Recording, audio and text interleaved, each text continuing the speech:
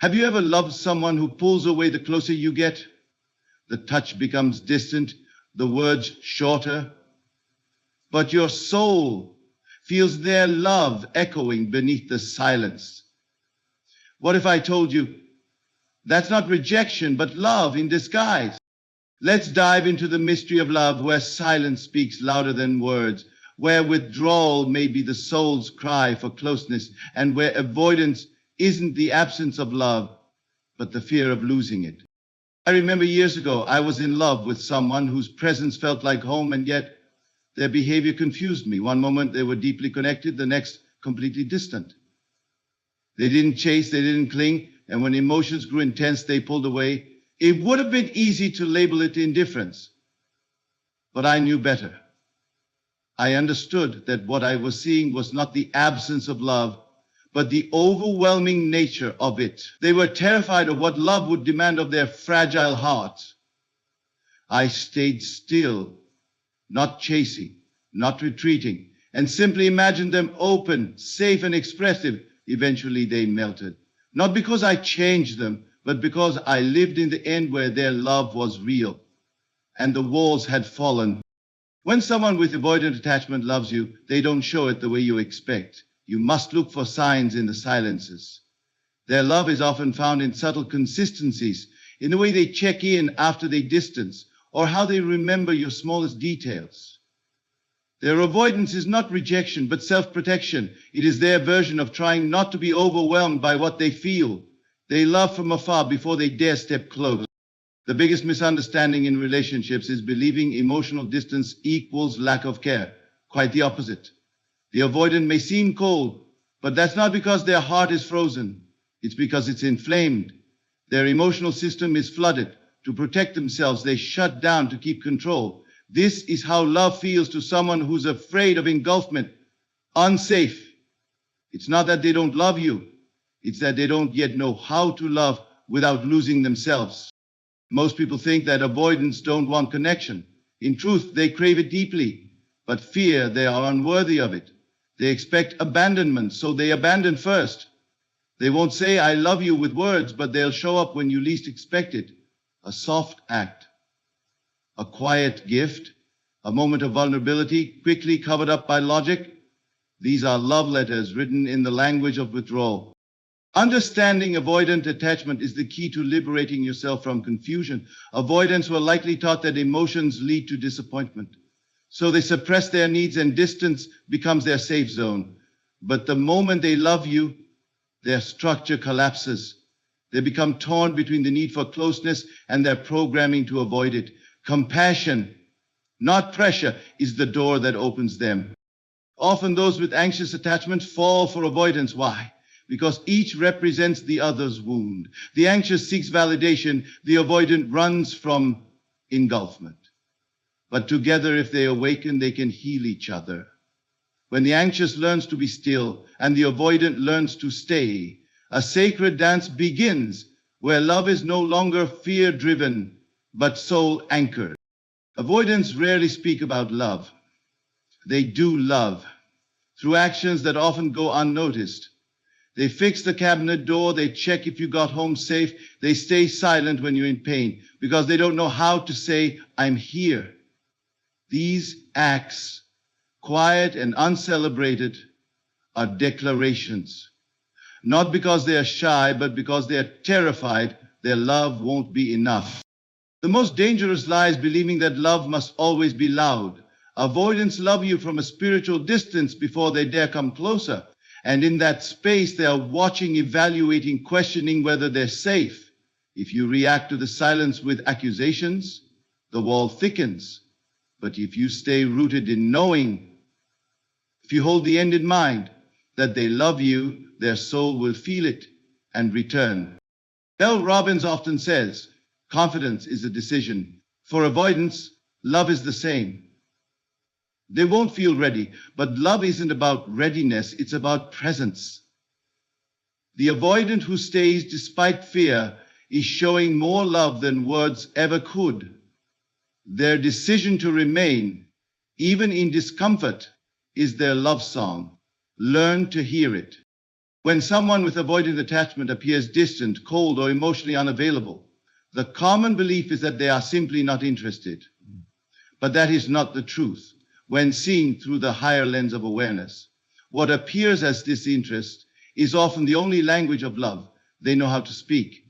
The key is to reverse your understanding, to realize that avoidance is not the absence of love, but often the presence of a deep disoriented emotion they cannot yet name or admit. What you see on the outside, the pulling away, the silence, the logical responses, is the shadow of what they are desperately trying to hold together on the inside.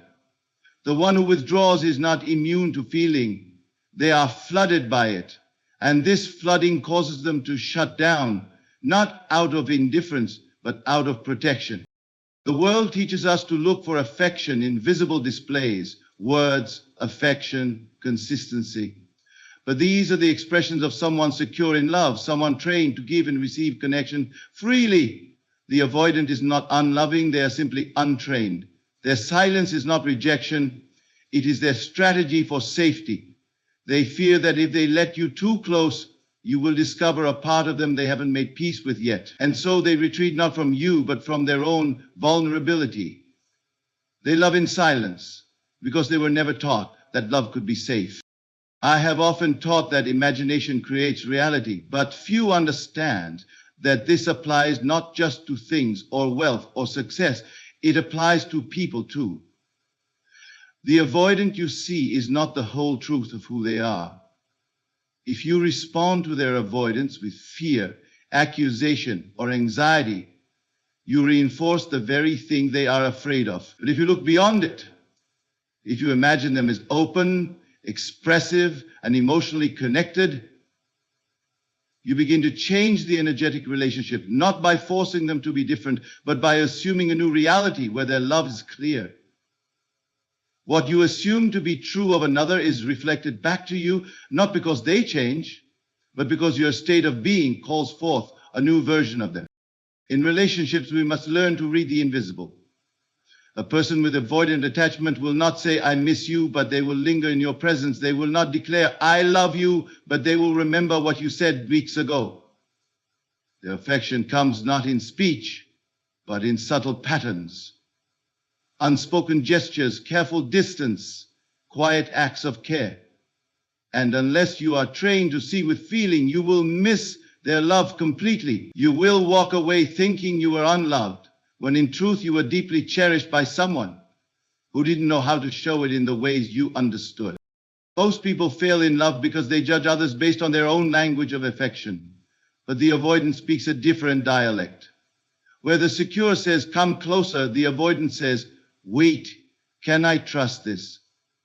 The love is present. It is there in the hesitations, in the careful responses, in the moments when they almost let down their guard before retreating again. This behavior is not meant to confuse you. It is meant to protect the part of them that still believes love is conditional. Your job is not to fix them. Your role is not to wait forever. Your task is to understand the truth, that they may love you but fear their own heart. And the only thing that will ever open them is safety, not pressure. I once imagined someone opening up to me who had never done so before. I did not ask them, I did not chase them, I did not explain myself. I simply sat daily and saw them with my inner eye as open, radiant, and free. I felt their heart relaxed. I heard their voice steady. And in time the outer changed, not through my words, but through my assumption. I believed in their best self even when they didn't. And eventually they rose into that version. This is how we change our world. Not by confrontation, but by transformation of our internal perception. Avoidant love is not easy to witness because it contradicts what the world tells us love should look like. But when you begin to understand its rhythm, its stops and starts, its nearness and distance, you stop reacting and start observing. You become the one who is still when they withdraw, not out of weakness, but out of knowing. You no longer beg for connection because you live in the end where the connection already exists. You are not delusional, you are faithful. And that faith, that unseen steadiness, is what breaks through the avoidant's invisible armor. They begin to feel your safety, and slowly their walls become windows. The secret is to understand that when an avoidant acts like this, when they act cold, distant, detached, it is often because they love you, but love to them is unfamiliar territory. They are in the middle of a battle between longing and protection. What you see is not their indifference, it is their struggle. And once you stop responding to the struggle and begin responding to the love behind the struggle, everything changes. The illusion most people hold in relationships is the belief that emotional unavailability means emotional absence. That is not the truth. What you must begin to realize is that those who appear the most emotionally closed off are often the ones feeling the most. It is not a lack of emotion that drives their withdrawal. It is a surplus. It is not the emptiness of their heart, but the overflow. They shut down not because they do not care, but because the very intensity of their care terrifies them. The emotionally unavailable person is not unfeeling. They are simply unaware of how to safely inhabit their own emotional world. And so, when love arises, they recoil, not from you, but from their inner chaos. When I once loved someone who operated from this distance, I did not accuse them. I did not chase them. I observed. And in the quietness of my own chamber, I imagined the version of them that knew how to speak with openness and certainty. I saw them calm in the face of intimacy. I heard their voice say what they could never say in the outer world. I did not try to change them. I assumed they already were what they could not yet express. And in time, reality reflected that image, not because I manipulated, but because I believed. You must understand that emotional unavailability is not always a flaw. It is often a wound, one that was formed in the earliest years of life when love became conditional or unsafe or inconsistent. For someone with this imprint, emotion becomes dangerous. Vulnerability becomes exposure. To them, showing affection risks humiliation. Revealing fear invites abandonment. So they build walls of logic and silence to survive. And when love appears, pure and disarming, it threatens the entire structure. Their withdrawal is not resistance to love. It is the soul's attempt to hold itself together in the face of being undone. You see, we often speak of love as something soft and sweet. But for someone emotionally unavailable, love is disruptive. It is not comforting. It is confronting. And when this person begins to feel the stirrings of care, concern, or connection, it does not relax them. It activates their nervous system. Their body responds not with openness, but with defense. So they step back. They take space. They go quiet. And the partner who misunderstands this behavior believes they have been rejected. But the truth is far more mysterious. They are loved, but the other is overwhelmed by what that love requires of them. Now I ask you, what would happen if in the moment of their withdrawal, you did not react? What would happen if instead of assuming absence, you assumed presence? That even in silence, they were thinking of you? That behind the detachment, there was deep feeling? You see, you must stop waiting for proof in the outer world. You must become loyal to the unseen. The emotionally unavailable person may never say what you want to hear.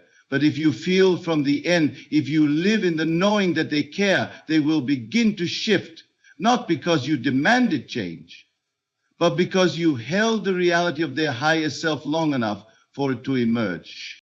There is a quiet paradox in emotional growth. Those who appear cold are often burning with suppressed warmth. Those who do not reach for you are often paralyzed by the fear that they'll lose you. And when you meet this dynamic with anxiety or urgency, you confirm their deepest fear, that intimacy equals instability. But when you remain steady, anchored in peace, they begin to feel safe for the first time. And in that safety, their emotional world softens. To reimagine someone is not to deny who they are, but to behold them through the lens of divine potential. It is to lift the veil of trauma and behold the version of them untouched by fear. You do this not by speaking it aloud, but by entering the state internally where they are already whole, already expressive, already free. In this imaginal act, you are not fixing them. You are freeing them from the prison of your past reactions. You are creating a new pattern, one where you respond to their silence with inner knowing, not outer panic. When someone is emotionally unavailable, you must remember, they are not disconnected from you. They are disconnected from themselves. And no amount of chasing or questioning will reconnect them. The work is not outer, it is inner.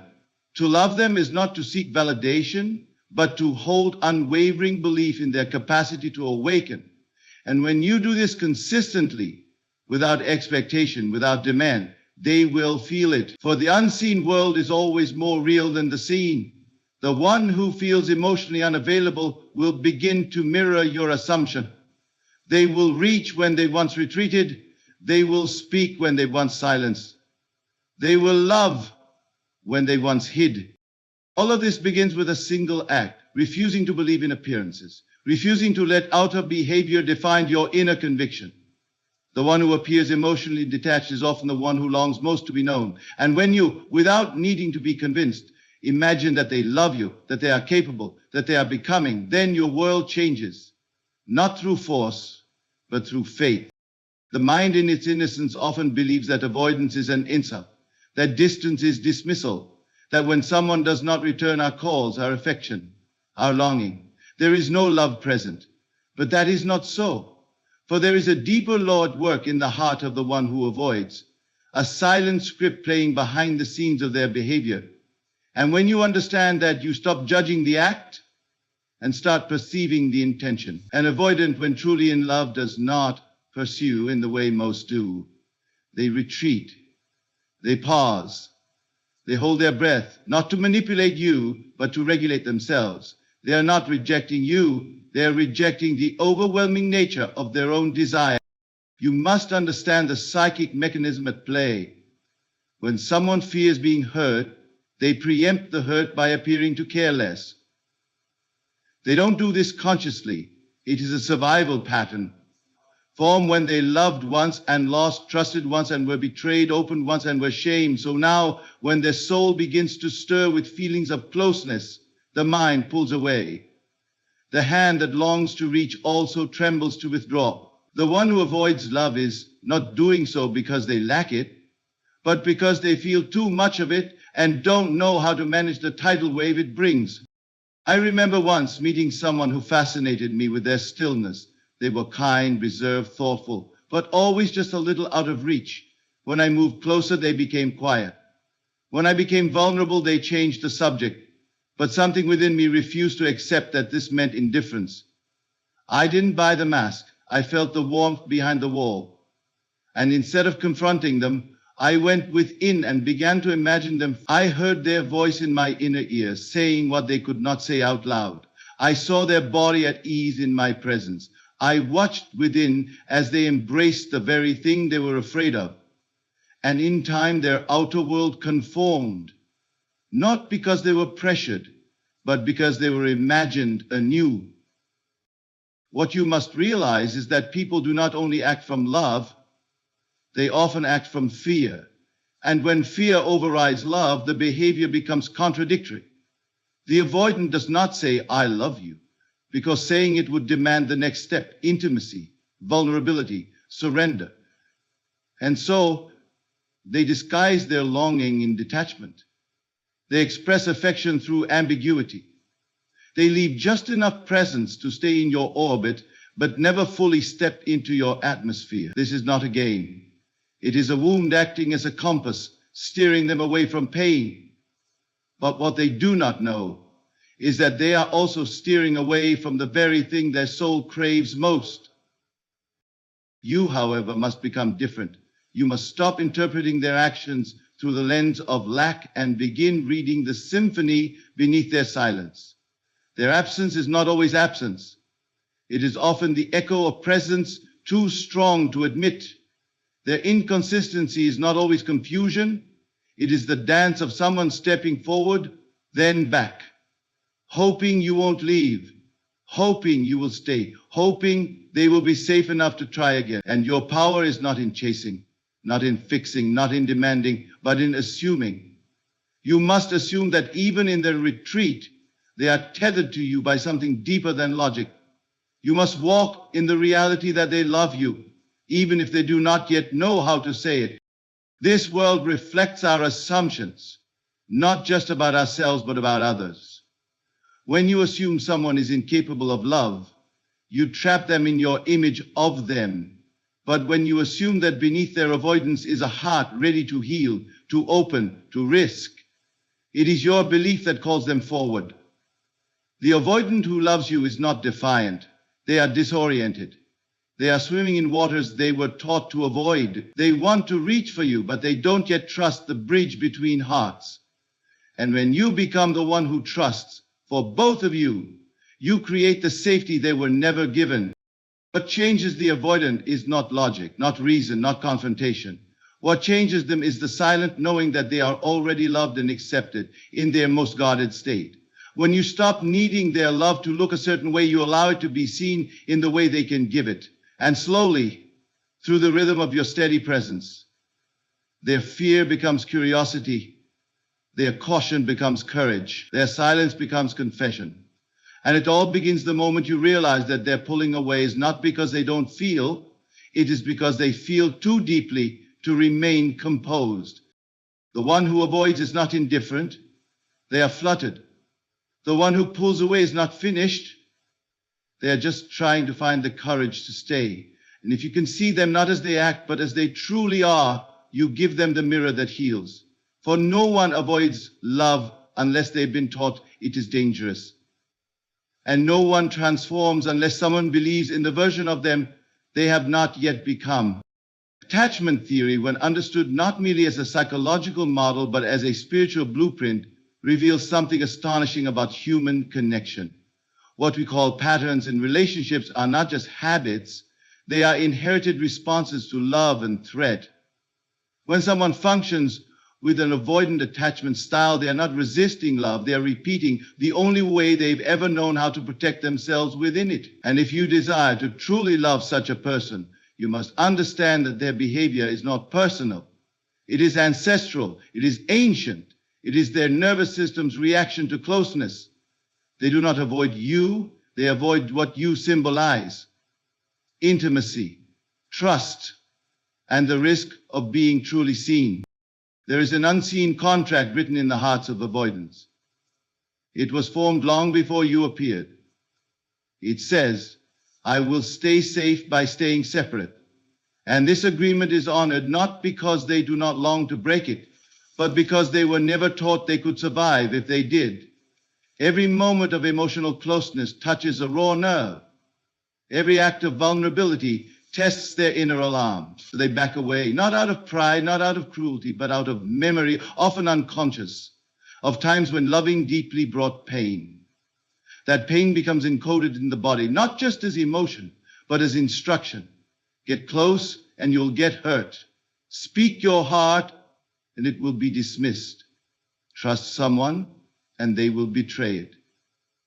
So the pattern repeats, not out of intent, but out of programming. If you observe someone with avoidant attachment long enough, you'll notice something strange. They desire love with the same intensity that they resist it. They are magnetized by your warmth, but terrified of its consequences. They'll come close, then disappear.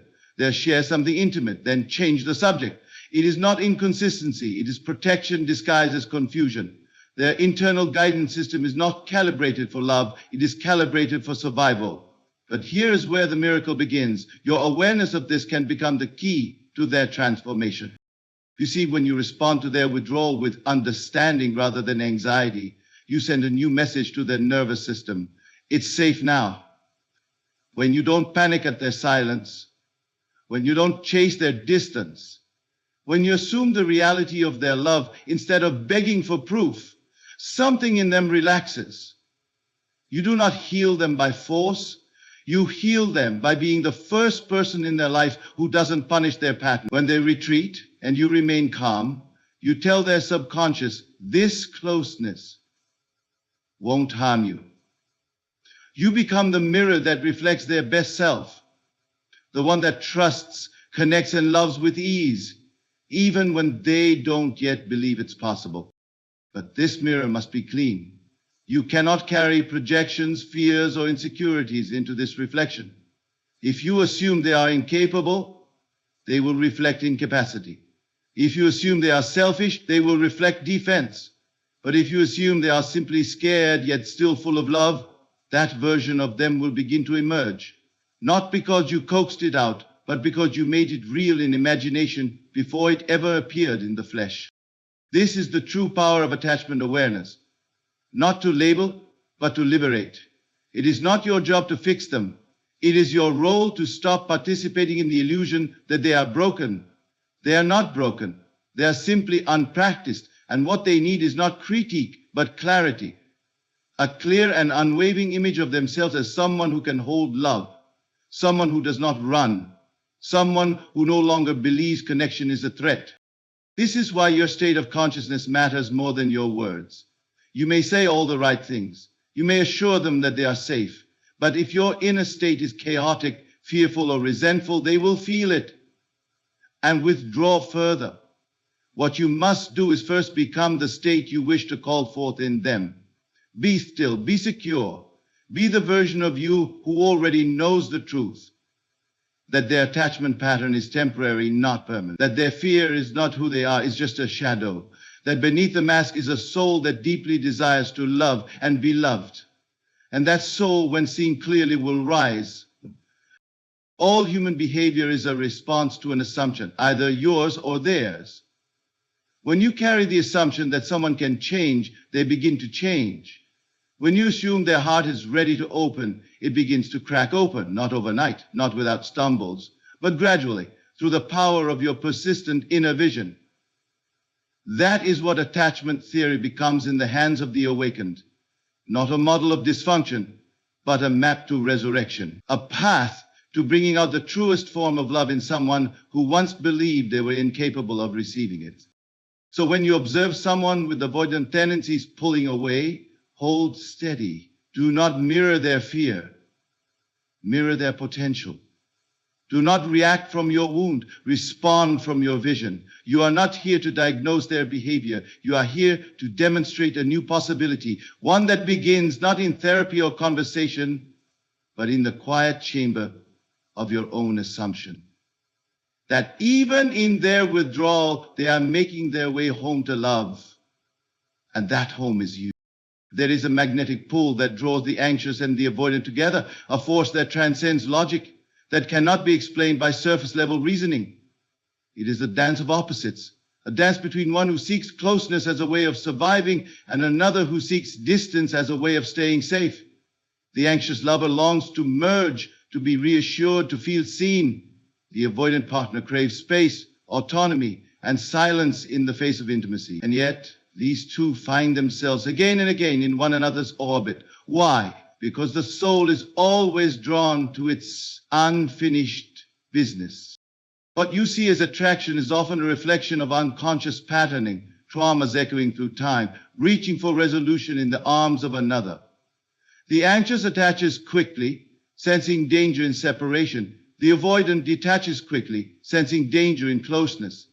Each believes their survival depends on the strategy they've adopted. But what neither realizes, at least not at first, is that they have been brought together not to suffer, but to awaken. The anxious clings because they fear being left, but deeper than that, they fear being unseen.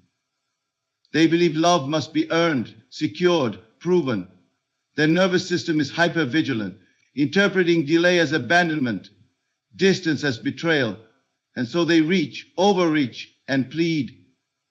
They interpret the avoidant silence as rejection, and this activates the very wound they came into the relationship hoping to soothe. But on the other side, the avoidant is overwhelmed, not by the anxious person, but by the emotional activation that closeness brings. They too have wounds, but theirs tell a different story. That to be close is to lose oneself. That to be vulnerable is to be consumed. And so when they feel love, they do not move toward it. They hesitate. They calculate. They create emotional walls. And every step the anxious takes forward feels to them like a step closer to being invaded. So they retreat. But they do not retreat because they feel nothing. They retreat because they feel too much and don't yet know how to regulate. You see, what we call dysfunction is often just a lack of awareness. These two individuals, so different on the outside, are mirrors. The anxious wants to be chosen because they fear they're not enough. The avoidant fears being chosen because they believe they'll be too much. Both are operating from fear. Both are trying to protect the wounded child within. And yet, if they do not become aware of this magnetic dance, they will fall into roles that repeat pain instead of transforming it. But something sacred can happen when even one of them wakes up, when one person in the dynamic begins to live from assumption instead of reaction. The anxious, for example, can begin to release their grip, not because they care less, but because they've imagined a new version of the relationship where safety is not dependent on control. They no longer beg to be loved. They assume they are. They move in peace, and that peace creates space for the avoidant to relax. No longer pressure to open up. The avoidant feels a strange new sensation, safety. And safety, not intensity, is the true ground of connection. This dance becomes a healing spiral when each person begins to reflect the healed version of the other. The anxious person begins to self-soothe, to regulate, to imagine stability instead of chaos. The avoidant begins to lean in, not because they are forced, but because love is no longer a battlefield. The dynamic shifts because the assumption has changed. One no longer sees love as pursuit. The other no longer sees love as threat. And in this new rhythm, a divine choreography emerges. But let us not pretend this happens without effort. It takes a profound inner shift, a commitment to see the other as whole, even when their behavior reflects fragmentation. The anxious must stop seeking reassurance and instead assume the end, assume that they are already secure, already chosen, already enough. The avoidant must stop running from emotion and instead assume that their heart can open without being consumed. These assumptions, once held with conviction, begin to create new responses, new behavior, new relationship patterns, not by force, but by the law of consciousness. In this magnetic dance, your greatest power is imagination. Can you see your partner not as they are in their fear, but as they would be in their freedom? Can you walk through the withdrawal, the silence, the missteps, without losing the vision of what could be? If you can, then the dance changes. Then what once triggered you now teaches you. What once repelled you now refines you. And what once felt like dysfunction becomes your path to divine alignment. You must understand, this anxious avoidant dance is not a curse. It is an invitation to rewrite the story. An invitation to no longer chase or retreat, but to meet fully in presence. The one who clings and the one who flees are not enemies. They are simply two aspects of love waiting to evolve. And it is through the assumption of wholeness, not the reaction to fear, that their evolution begins. You must understand in the realm of human experience that not all love is spoken. Not all affection arrives dressed in poetic gestures or romantic phrases. Sometimes love comes disguised in silence. Sometimes it hides behind detachment. And in the case of the avoided heart, love rarely enters through the front door. It slips in quietly through the side, unnoticed by those who look only for grand declaration. What appears as coldness may in fact be care. What seems like distance may be the only way they know how to stay. The avoidant is not void of emotion, quite the opposite. Their inner world is often flooded with feelings they cannot name, cannot express, and certainly cannot control. They have learned through repeated emotional overwhelm that expressing their deepest feelings leads to vulnerability, and vulnerability to them is a threat. So instead of speaking, they act. Instead of confessing, they observe. They will not say, "I love you," but they will remember your favorite drink, fix your broken chair, or silently anticipate your needs before you realize them yourself. These acts, unnoticed by the untrained heart, are the quiet prayers of someone who has not yet found safety in expression. There was a time when I loved someone whose love could never be found in words. It would have been easy to assume indifference, but I felt their care in the subtlest things. how they'd quietly rearrange the room when I was overwhelmed, how they'd bring peace when I was anxious without ever addressing it directly. I saw that this wasn't avoidance of feeling, it was devotion in disguise. They weren't expressing love in the way the world teaches us, but in the only way their soul allowed them to. We live in a world obsessed with affirmation. We want things spoken, confirmed, posted, explained. But the deeper language of the heart is not verbal, it is behavioral. And the avoidant speaks in this hidden dialect. Their gift is subtlety. Their love is encoded in practical gestures, in acts of service, in the long pauses they take to process what others rush to express. If you do not know this, you will miss the truth. You will judge them by standards that do not apply. You will assume absence where there is presence. You will misread their silence as rejection when it is often their overwhelmed soul trying to protect the connection they fear they may ruin if they act impulsively. To truly understand an avoidant, you must look with the inner eye. You must observe not what they say, but what they do when no one is watching. Do they check in quietly after disappearing? Do they help in ways that don't call attention to themselves? Do they withdraw when a moment becomes intimate? Not because they don't care, but because it threatens to expose the very love they've been hiding. This is their signal. This is their version of a love letter. And unless you attune your spirit to this frequency, you will misinterpret their message. But why do they love this way? Because once, perhaps many times, they learned that expressing emotion was unsafe. They learned that to speak was to be dismissed, that to open was to be wounded. So they created an emotional translation, one that converts vulnerable expression into safe action. And now, even when they love deeply, they default to what feels secure. They fix instead of feel. They show up without speaking. They love you through consistency, through restraint, through thoughtfulness hidden in the ordinary. And yet they long to be seen. They crave the safety to speak what they feel, but are terrified that once exposed, their emotions will betray them. So they wait, they watch, they test, and the only thing that melts this internal resistance is not pressure, but presence. Not questions, but quiet belief. If you in your stillness can hold the assumption that they love you, even when they cannot say it, you will feel it grow. You will begin to see it emerge. And when it does, it will not come in a grand gesture, but in a slightly longer gaze, a touch that lingers, a change in rhythm that only those who feel deeply can notice. This is the sacred work, learning to read love through its hidden expressions, knowing that not every heart can speak, but every heart can show. And the avoidance shows in disguise. The greatest mistake you can make is to assume they don't care, because they don't conform to your language of affection. The greatest revelation you can have is that their silence is not empty, it is full. Their withdrawal is not distance, it is fear. The hesitation is not absence, it is emotion in armor. You must become the interpreter of love's hidden language, the translator of acts into emotion, the holder of a vision that does not waver when words fall short. Because when you do, the avoidant feels something new, freedom. And that freedom opens them slowly, safely into the version of themselves they have always longed to be but never dared to embody. And when that happens, you will not need their words. Their being will say it all.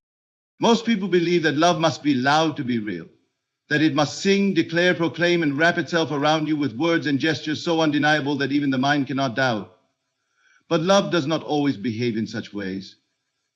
It does not always arrive like thunder. Sometimes it arrives like fog, soft, quiet, unseen. And the mistake many make is to believe that if love is not expressed in their language, it must not exist at all. But I tell you, love from a distance is still love. And nowhere is this more true than in the heart of the avoidant. The one who stands far away does not always stand there out of disinterest. Sometimes they stand at a distance because it's the only place they feel safe enough to love you. They watch from across the room. They notice what others miss. They think of you when they are not with you. But instead of moving closer, they stay still, not because they do not want to move, but because their heart remembers what happened the last time it stepped forward. That memory has a stronger grip than your presence.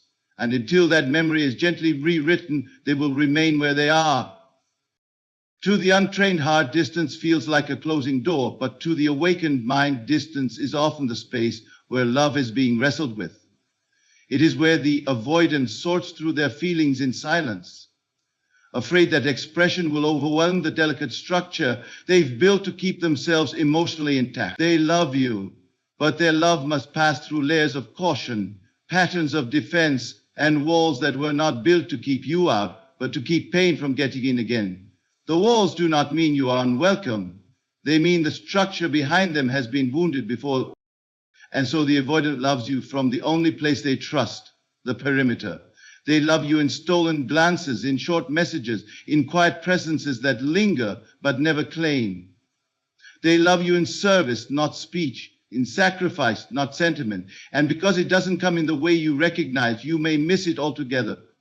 You may walk away thinking they didn't care. You may close the door on a heart that was never empty, only afraid. But here is the secret.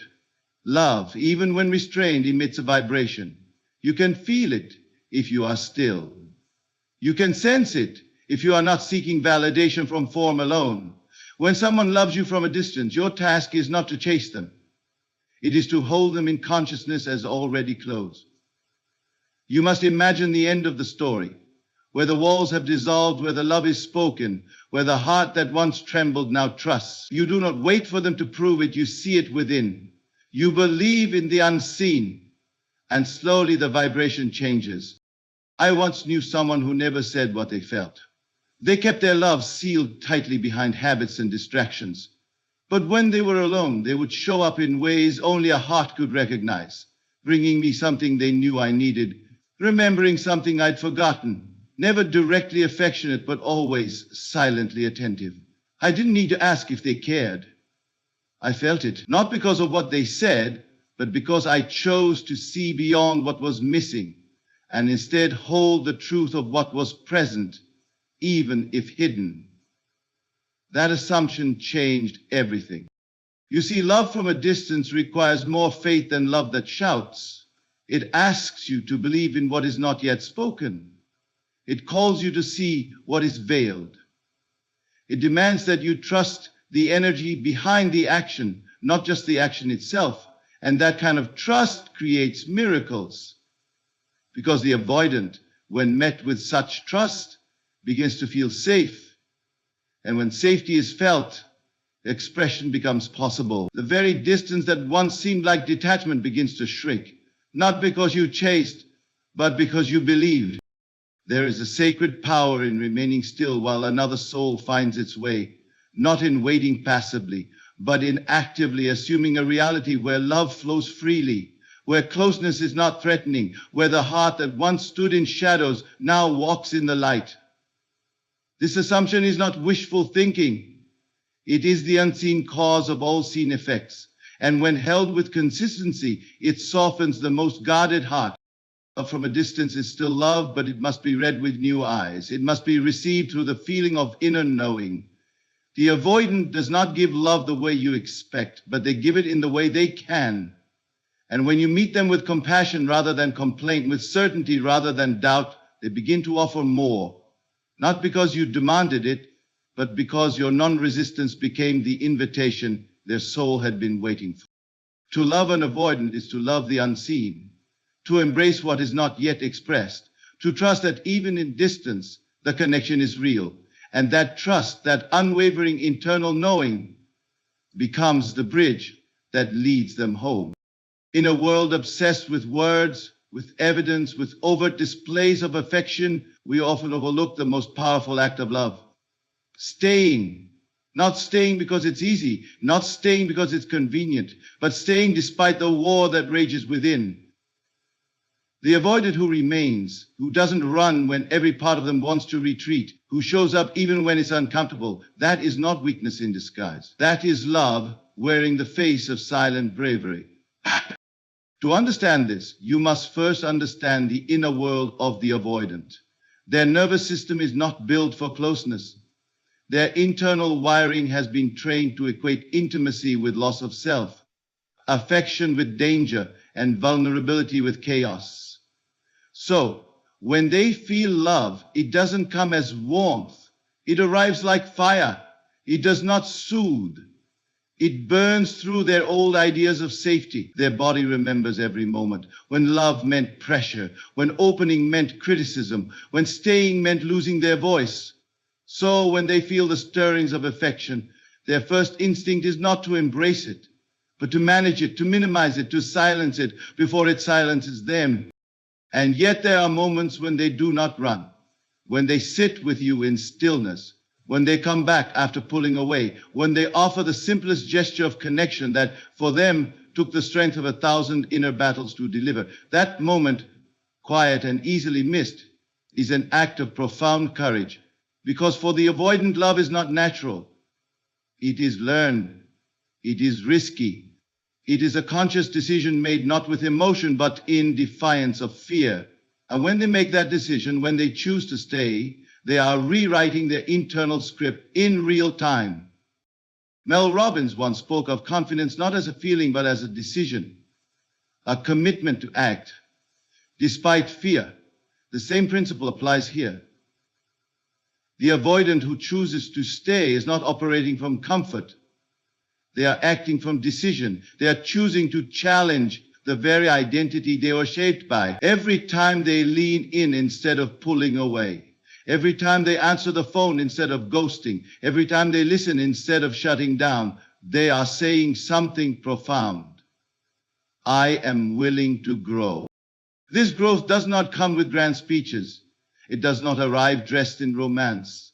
It looks like a text returned after 3 hours of mental debate. It looks like sitting next to you, even though they feel their skin tremble with discomfort. It looks like listening without interrupting when every part of their system wants to flee. These are not small gestures. These are revolutions. You must train yourself to see this, or you will miss the miracle. You will think they do not care because they don't speak your language. You will assume absence when they are offering everything they can. Their presence may be minimal by your standards, but it is monumental by theirs. And if you judge them through your own emotional template, you'll fail to see that what they are offering is not half love. It is all the love they know how to give right now. But here is where your own inner work begins. Can you meet that effort with grace? Can you recognize the bravery in their quiet commitment? Can you stop demanding fireworks when they're giving you the first spark? Because if you can, something begins to change. Your non-reactivity becomes a sanctuary. Your stability becomes their safety. And in time they grow, not because you pushed them, but because your calm created space for their soul to breathe. What most miss is that avoidants don't hate love. They just don't trust it. They believe love will change them, consume them, overwhelm them. So when they stay, they're choosing to remain within something they cannot yet control or predict. They are standing inside the unknown, allowing love to reshape the very architecture of their being. That is not indifference. That is transformation. The avoidance love does not arrive on a silver platter. It arrives in fragments, in broken rhythms, in quiet moments of hesitation turned into action. And those moments, when added together, tell a story not of reluctance, but of rising. They are becoming someone they have never been before. Someone who doesn't run, someone who doesn't shut down, someone who, despite every instinct telling them to leave, chooses to stay and see what happens if they don't. That choice, that stubborn, frightened, silent choice, is the loudest I love you they may ever offer. And if you can hear it, if you can feel it before it's spoken, then you will understand what so few ever do, that true love is not always pretty, but it is always present. And when an avoidance stays, even through fear, even through discomfort, even through every urge to vanish, that is love in its most heroic form. So now, after all is spoken and all is seen, what remains is this truth. Love does not always arrive in the form we expect. And yet, it is always present, waiting to be recognized not by the eye, but by the imagination.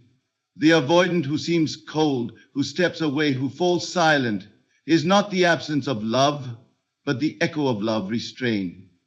It is the soul reaching forward with trembling hands, unsure of how to hold what it desperately longs for. You have been taught to measure love by expression, by assurance, by the comfort of certainty. But real love, transformative love, asks you to go deeper. It asks you to see not what is, but what could be, to look beyond the behavior and into the blueprint, to understand that every withdrawal is not a departure, but a test. Can you remain in the knowing when the scene contradicts it? Can you hold the vision of connection when the form of it seems to vanish? This is not merely about relationships. This is about the power of assumption, the ability to imagine the other, not as their patterns, but as their possibility. The faith to believe in the version of them that is not yet visible. The discipline to persist in that vision, even when the outer reality begs for reaction. And when you do, the avoidance softens. The anxious steadies. The chaotic becomes calm, not because the world changed, but because you did. And so the avoidant, who once could only love from a distance, begins to step closer, not out of pressure, but out of presence, not out of demand, but out of divine invitation. They feel the safety of your non-reaction. They feel the security of your stillness, and in that atmosphere they bloom.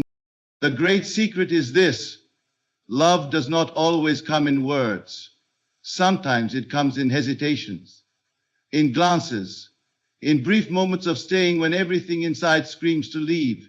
And when you can receive even that, you have entered the highest form of love, not the love that needs to be seen to be believed, but the love that believes before it is seen. That kind of love is not bound by patterns. It is the power that transforms them, and it belongs to you.